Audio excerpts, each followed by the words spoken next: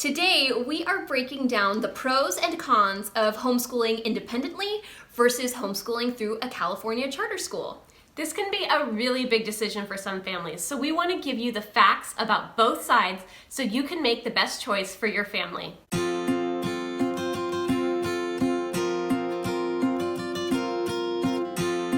First, we want to let you know about a big new project that just launched today. We have started a podcast!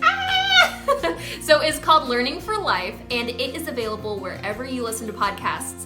And it's all about homeschooling and us and people we interview, so it's really great. We encourage you to check it out. We have our first 3 episodes up right now, and one of them is about this very topic. So if you want to know more, you can check it out there.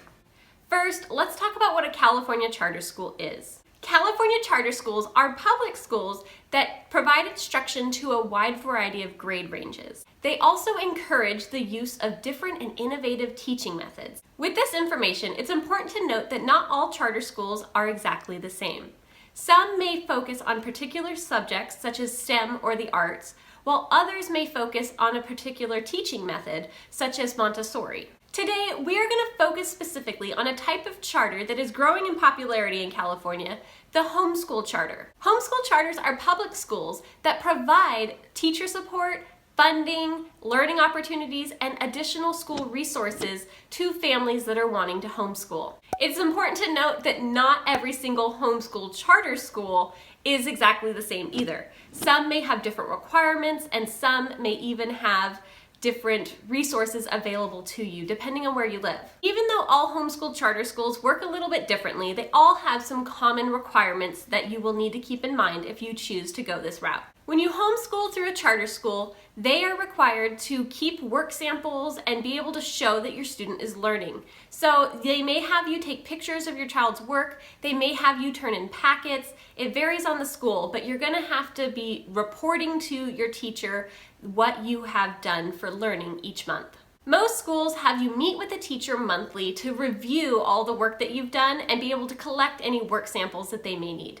Another requirement that parents might want to know about charters is that if you do choose to homeschool through a charter school, you are required to participate in state testing. Remember, charter schools are public schools, so just like the regular brick and mortar public school, charters are also required to show that their students are learning through the California state tests. When you are researching different types of homeschool charters, it is important to note what service area each charter serves. Charter schools typically serve by different counties, so know what county you live within and then look for charters that serve that county. Some charters may even require additional information from you each month based on what your children are learning. This can include lesson plans and even a list of all the curriculum that you are using so that they have that information. Now let's dive into what exactly is homeschooling independently and what are the requirements. Put in the most basic terms, homeschooling independently is you homeschooling your kids without the assistance or requirements of a charter school. Next, I'm going to list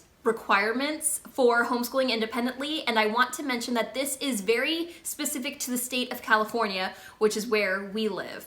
I highly encourage you to look at your local state's laws at hslda.org for more information about your state's homeschooling requirements. First, you must file a private school affidavit, or it's also referred to as a PSA. This is just a really easy online form that notifies the government that you will be homeschooling your children and they do not need to be enrolled in a public school. Then you must provide instruction in all the subjects that a normal public school would be teaching. So this is basically boiled down to the 4 core subjects: language arts, math, science, and social studies. You can also include extracurriculars in there, but those are kind of just the base subjects that you have to provide instruction on. You must also keep attendance records. So this could be as simple as a little check off every single day that you do homeschool with your kids, or it could be a more detailed thing with an Excel spreadsheet. So whatever works for you. You must also maintain a course of study.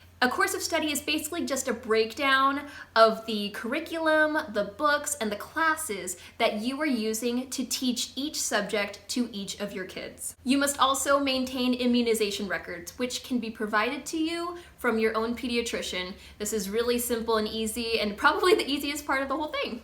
I do want to mention really quick that if you need any help with record keeping, especially if you're in the state of California, we have our free record keeping bundle. It's available on our website, or I'll also put a link to it below. So now that we know what a homeschool charter school is and what homeschooling independently is, let's break down the pros and cons of each. Let's look at the pros of homeschooling through a charter. The most talked about pro when looking into a charter is the funding that you are able to get through the school. The funding the school provides is to help you meet your child's educational goals. This can be through curriculum, activities, classes, and even basic materials like pens and paper. The charter schools also provide you with a teacher, so this is going to be a great resource for you to be able to ask questions, get curriculum recommendations, or even teaching method recommendations. Another pro to charter schools is the classes that they may be able to offer you. These may be in-person classes or virtual class opportunities, and this can help provide more structure to your weekly homeschool routine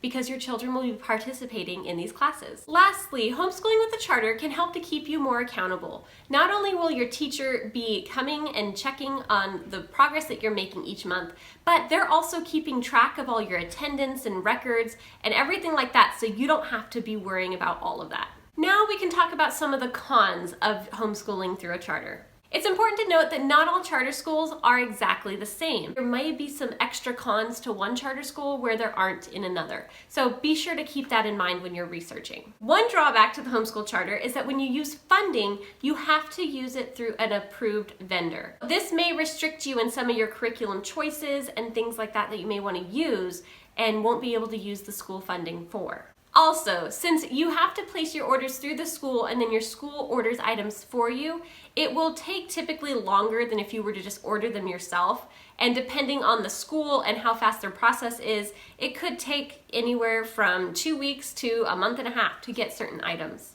Another aspect that might become a burden to some families is the monthly collection of those portfolio samples and maybe even lesson plans that you have to give to your teacher. While you still need to collect portfolio samples for yourself if you are homeschooling independently, having to gather them each month and remember to go to your meeting could be a con for your family. It's also important to remember that since homeschool charters are public schools, they are required to make sure that your student is meeting all of the state standards. So you may have to make sure you're getting in extra subjects or lessons that you may not have chosen if you went the independent route. To some families, they may find homeschool charters to be too structured and too restrictive in what they're able to do in their homeschool. If you want a more hands-off approach and don't want to have to worry about all these extra meetings, then maybe a homeschool charter isn't right for you.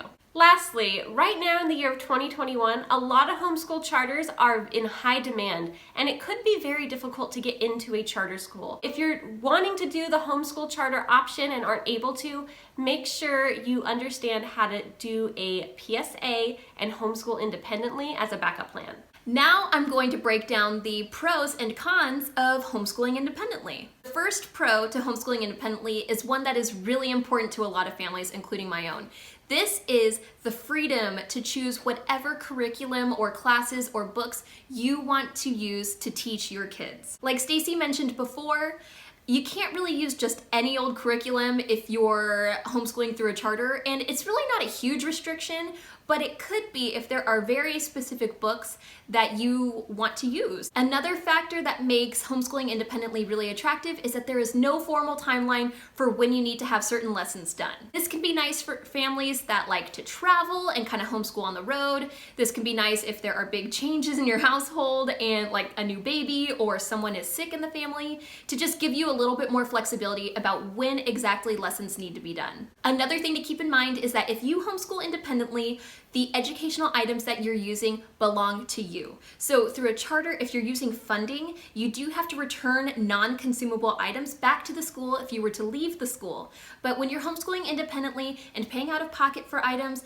these items belong to you. So you can choose what to do with them once you're done with them. So you can choose to give them away to another homeschooler, you can sell them, you can do anything you want with that. So just keep that in mind about the items that you pay for homeschooling. Now here are some cons for homeschooling independently. One thing that could be a problem for you, especially if you're new to homeschooling, is that if you're homeschooling independently, you don't have that extra additional teacher support that you would be getting from a charter. Now, this isn't to say that you can't go and ask the advice for other homeschoolers or listen to podcasts or watch videos like this, but it is nice to kind of have that ear of someone who knows exactly what they're talking about and you can consult them at any time. So that's one thing that's lacking when you homeschool independently. A big factor for people not necessarily wanting to homeschool independently is that you do have to pay out of pocket for any curriculum or classes or activities that your kids will be participating in or using. This is a really big consideration for families that are on a budget, so I highly encourage you